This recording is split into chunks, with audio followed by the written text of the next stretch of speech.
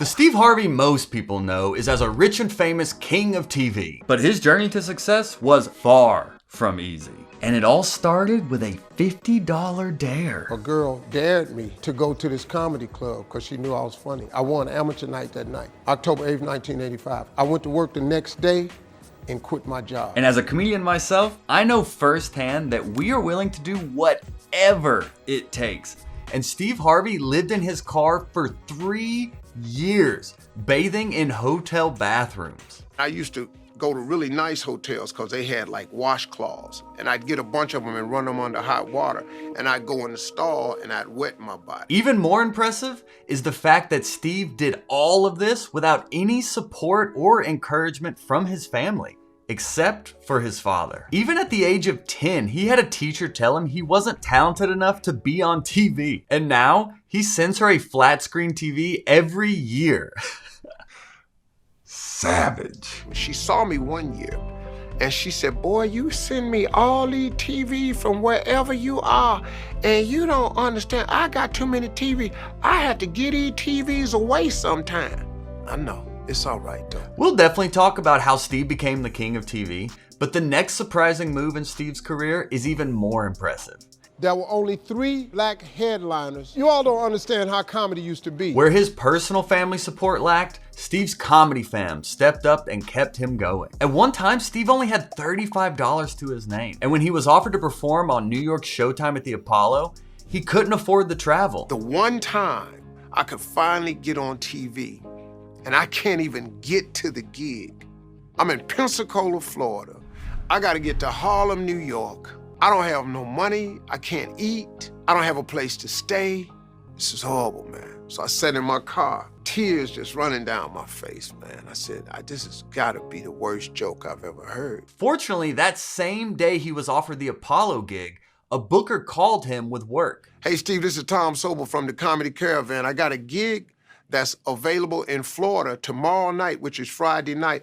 I got $150 for you if you can get there." So I drive to Jacksonville, Florida, and that night I made the 150. The club owner said, "Man, you funnier than the guy we hired. If you stay tomorrow night, I'm gonna give you another $150. So now I got $300 now. The Apollo show itself was even more surprising than how Steve booked it. So I meet this guy named D.L. Hughley. I introduce myself, he introduced himself. I'm sitting there, another guy come in named Dwayne Johnson. Then this other dude walked in named Jamie Foxx. And I introduced myself. We don't know each other, ain't none of us famous. It's 1991, man. No one was famous yet, and they all got treated that way. I'm nervous, man, I'm about to throw up. D.L. Hughley went downstairs. D.L. Hughley got booed off. Dwayne Johnson got booed off. Jamie Foxx went down there and got booed. You don't even know how nervous I am, man. I can't even, my breathing is shot because these dudes been booed. And this is when everything changed. I got a standing ovation, man, and I created a bond with that audience. And that's how I got on TV. It was my very first TV show. I hosted Showtime at the Apollo. I ended up being the longest running host in the history of Showtime Apollo. I did that show for 8 years. Nobody ever did it for 8 years.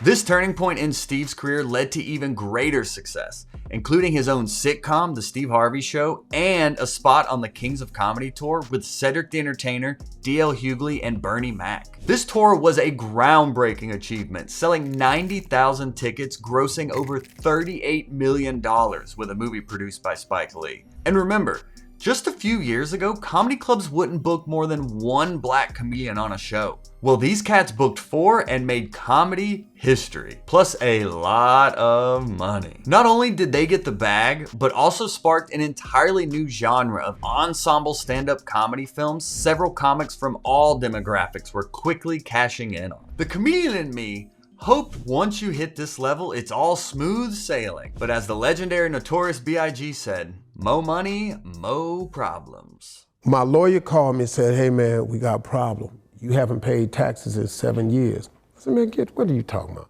I paid taxes, I've been writing the checks and all this here."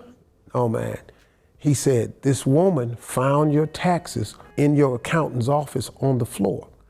Every tax check I had written and every was stapled together for 7 years, quarterly taxes, all of it. So he said, man, that's tax evasion. You can go to prison. So after 30 years into Steve's career, from living in his car, grinding to become a comedy star, Steve Harvey lost everything. I ended up owing $22 million. Say that one more time, Steve. $22 million.